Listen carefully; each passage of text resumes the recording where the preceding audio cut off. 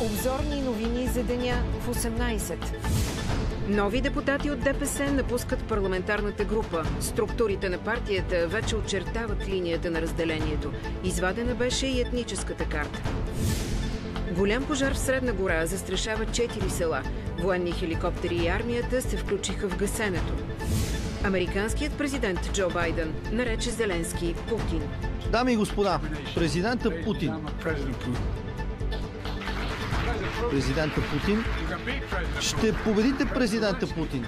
Президентът Зеленски. Толкова съм фокусиран върху това Путин да бъде победен. Гледайте по света и у нас. Споделяме важното.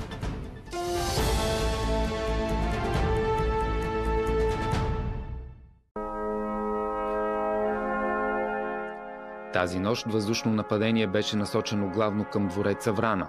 Двата горни етажа на новия дворец изгоряха. Моите сърдечни честитявания и сърадвания, че цар Симеон и семейството му са били запазени чрез Божията ръка от една неизмерима катастрофа. Фердинанд, погребаният цар.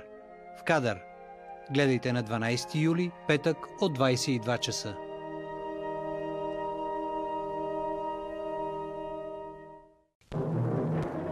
От понеделник, 15 юли, гледайте Демонът на империята.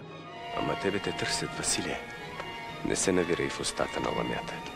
Все някой трябва да влезе в тази уста на ламята, за да й преброи зъбите. Цилиндъра. Всеки делничен ден от 13 часа по БНТ 1. Илия Добрев, Георги Черкелов, Коста Цонев и още много звезди под режисурата на Вили Цанков. Бъдете с нас! Думите му бяха и прости и кратки, пълни с упования и надежди сладки. Говореше често за бунт, за борба, като за една ближна обща веселба, часът на която беше неизвестен. За апостола на свободата Васил Левски, 187 години след рождението му, ще бъдем заедно в кадър.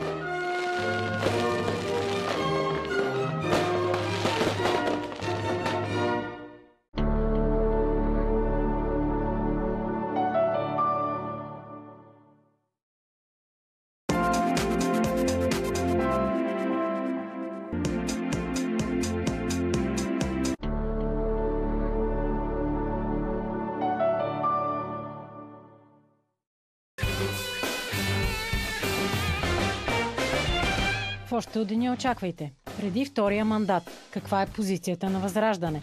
Отговорът на Костадин Костадинов. След срещата на НАТО. Решенията на съюзниците. Анализ на Димитър Гърдев. И още. Прочитът на Конституцията 33 години след приемането й. Разговор с Стефан Стоянов, депутат от 7-то Велико народно събрание. Още от деня започва веднага след новините в 18. Гледайте ни!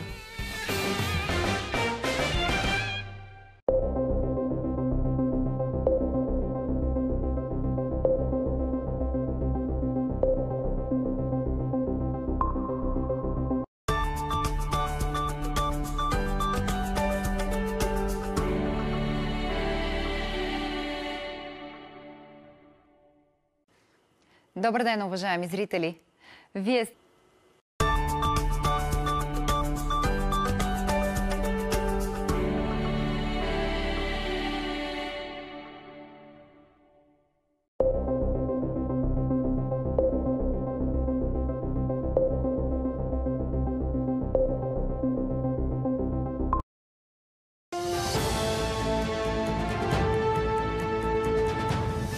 Нови депутати от ДПС напускат парламентарната група.